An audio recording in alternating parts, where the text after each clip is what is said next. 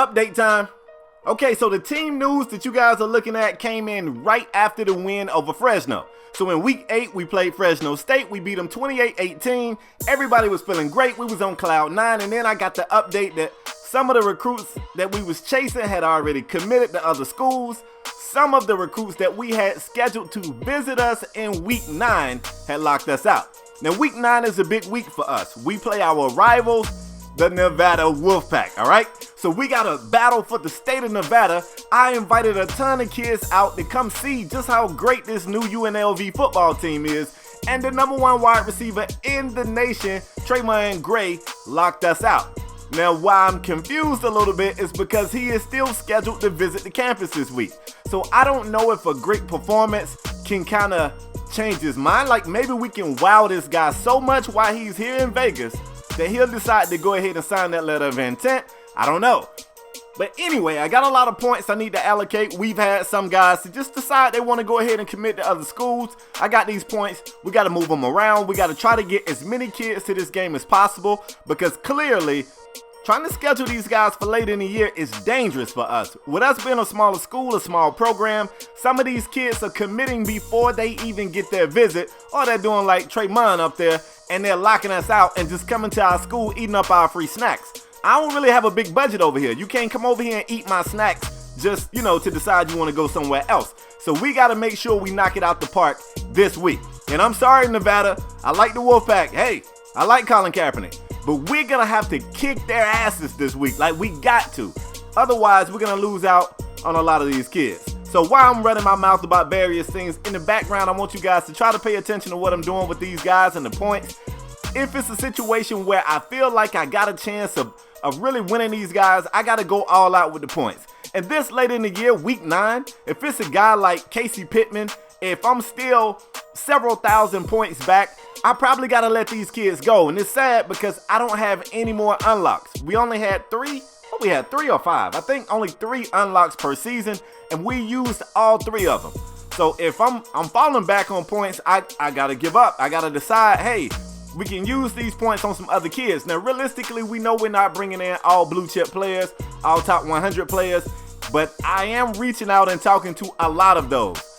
Realistically, we're going to have to take a couple of lower rated guys, and that's fine because the Mountain West is not that powerhouse conference right now. So some of these lower rated guys can come in here and still dominate and make an instant impact on our roster. All right, let's see what we at. Now you guys see way down at the bottom, you see who that is? Let's check this guy out. LaParis Bang, number 44 halfback in the nation from Newark, New Jersey. This dude, man, we promised this kid the world. Turns out he didn't want to sit. He didn't want to sit. And that's fine because he know that Lexington is coming back. It is Lexington's spot. And he decided he was going to commit to Penn State. We had him scheduled for this week. He could have came and ate snacks. So I don't know if I'm pissed off that he didn't even give us a chance, or if I'm happy that he ain't come eat our damn snacks. So you just go ahead and go to Penn State. Good luck over there. We're going to check in on Penn State too. We might end up having to put those guys on the schedule a couple of years down the road. I don't want to put them on the schedule next year because that kid probably going to get red-shirted. He ain't going to play anyway. And I don't know if we're ready for Penn State just yet. We building, but we ain't there just yet. So as of right now, as you guys can see, we do have no commits, but we have some good news. Now, the coach's son, K.Spade Jr., visited Fresno State last week while we was there playing them, and he didn't commit. So it looked like my son went and ate their snacks. I like that. Now, he is visiting our campus this week. I feel like he's going to commit, but he's got some other schools drawing interest on him late in the season. Now, if you guys don't know what he's doing over there, I got a whole nother series called The Underdog. You need to go check it out. He is over there wowing people. The kid's a beast.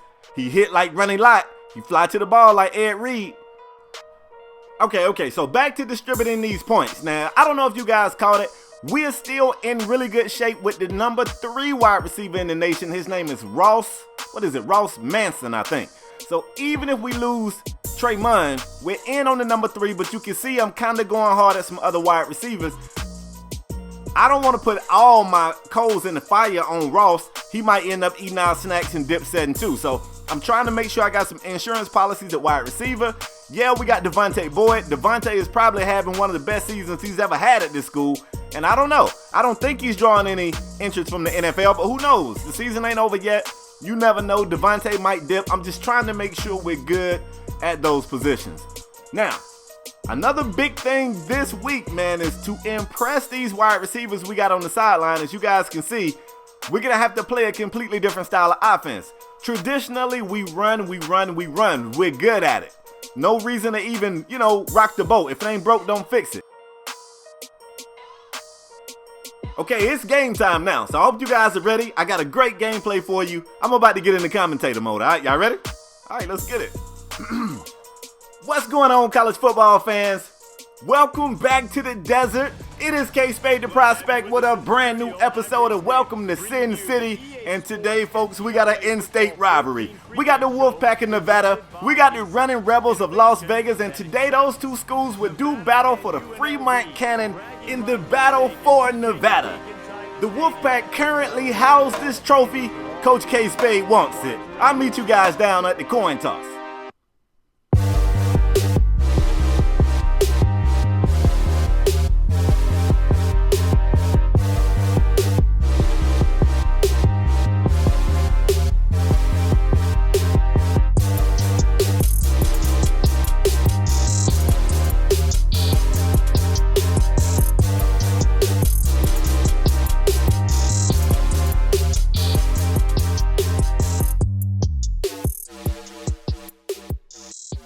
Fremont Canon is on the line. Nevada's two university football teams annually play for the right to house the howitzer each season. And now let's head down to the coin toss. It's brought to you by Coke Zero. Okay, folks, we get down to the field and the Wolfpack has won the coin toss but elected to defer into the second half. So today's activities will start with the UNLV offense, and they face a 3rd and short on this first drive. Jenny Stanton rolls out the pocket, takes a pause, and fires a strike to Darren Woods. That's about 14 or 15 yards on the pickup. 1st and 10 as this drive continues. We're already seeing UNLV pass the ball more than we're accustomed to seeing. They come out on 1st and 10, go to the air again. It's Makai Stevenson. That's another big-time pickup of yardage. They come back.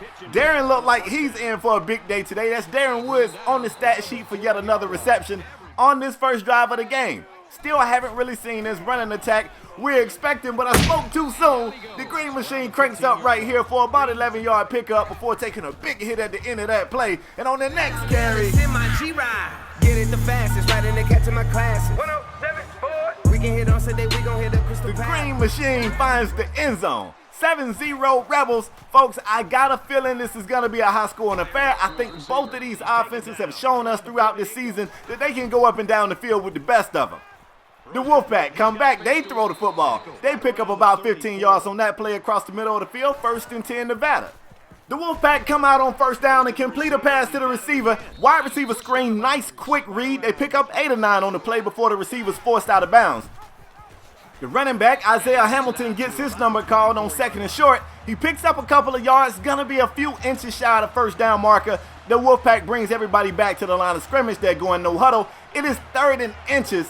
You got to expect the run, right?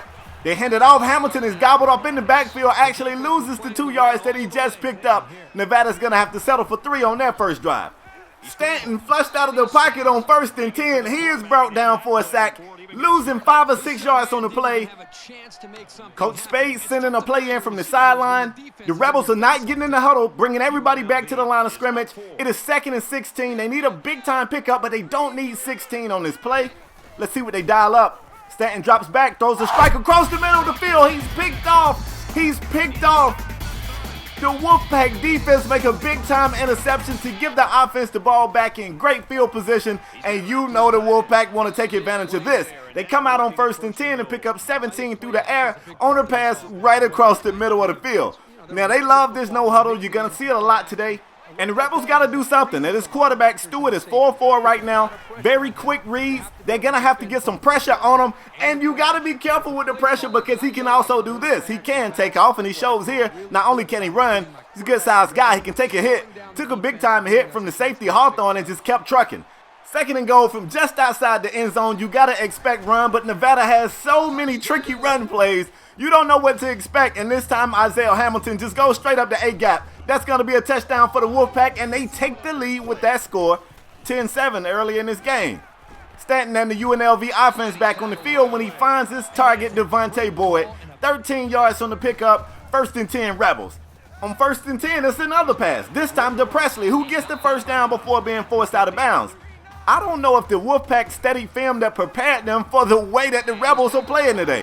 Now, the Rebels only average 150 passing yards a game. This is a run-heavy offense. Finally, we get a chance to see the offense we were expecting. The Green Machine, outside a savvy juke, helped him stay right side up until he could pick up 11 or 12 yards on the play. Later in that drive, 2nd and short, the beautiful pass to Darren Woods. That reception is going to put him right outside the end zone. Great field position as the first quarter expires. Now, 1st and goal from inside the 5. I was expecting a run. I'm sure the Wolfpack was expecting a run. Instead, what you get is Stanton trying to make a play with his legs, and he fumbles the football into the end zone where it is recovered by the Wolfpack. Wow. I was expecting to see the Green Machine just line up and run north to south and get in the end zone. Instead, they tried to go pass. Stanton didn't like what he saw. He tried to make a play with his feet, and sometimes you can try to do too much. Wolfpack with the lead, with possession of the football here early in this game, and they are threatening to march down this field and put even more distance between them and the Rebels. 2nd and 9, Stewart rolls out. They have the spy on him. Now, you're going to see Tao Lotulelei with the job of spying this quarterback. They like to put Tao in the spy. He's very instinctive, and he always seems to be around the football anyway. 3rd down, Stewart put a move on Tao right after I big upped him, and look at the stiff form at the end of this play. This kid look like Cam Newton out here with lighter skin. They can't stop this guy. 2nd and short, they put it on the ground, and Isaiah Hamilton goes straight north and south for 15 yards on the pickup. Later in that drive, facing a 3rd down, that's a hell of a play. Anytime you get a strong safety in the backfield making a play, it's a hell of a play, but that one may have just taken the Wolfpack out of field goal range. They bring the special teams unit out. They attempt the long field goal, and it doinks off the upright. Actually had enough leg. It was too far to the right. Rebels are going to take over. The offense has to respond. What do? They come out and give it to the running back. Fire up that Green Machine. That's what helped this team to the great season they're having so far. I don't think they should get away from the breadwinner. This is the breadwinner right here. Great blocking out ahead, and he did the rest. Even when the defender got to him, he kept his legs driving. He wasn't ready to go down. That's what makes him great. That's why he leads the FBS in rushing. Now, inside the red zone, Johnny Stanton drops back to pass. Beautiful route. It's Devontae.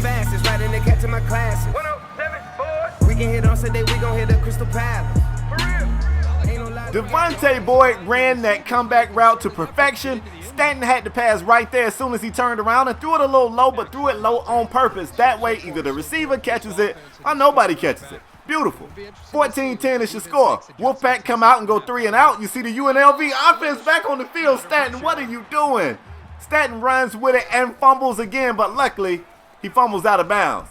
3rd and 8. This pass right here was crazy. That pass was actually intended for Boyd. The tight end Price catches it and houses it.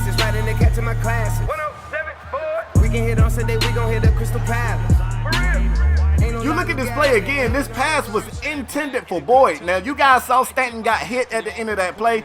I don't know if the hit is the reason why the pass was so overthrown, but great awareness by the tight end to turn around, make a big-time catch, and then take it to the house. That's a tight end. At the end of the first half, we got a 21-10 running Rebel lead, and I don't even know if they played the best in this first half. They've got 2 turnovers. The offense has just been getting it done. Second half, the defense, hold on, give us our credit too. Hawthorne starts the second half off with an INT. Both teams out here with 2 turnovers apiece. Somebody's going to have to settle these guys down, and it looks like whoever has the fewest amount of turnovers is probably going to get out of here with the lead. This is really dangerous for the Wolfpack, though. You're going to let the running Rebel offense get back on the field. They've got the momentum, and they got this short field. Not to mention they got the Green Machine in the backfield. 1st and goal from inside the 10. Stanton drops back. It's a blitz on the way, and it's Devontae Boyd in the end zone again. Devontae Boyd finds the end zone again. Folks, the score is 27-10 after the extra point was missed, and it's about time to start rolling that doggone cannon over to the UNLV sideline. But let's not get ahead of ourselves. It's just the 3rd quarter. I've seen crazy things happen before. I'm just saying.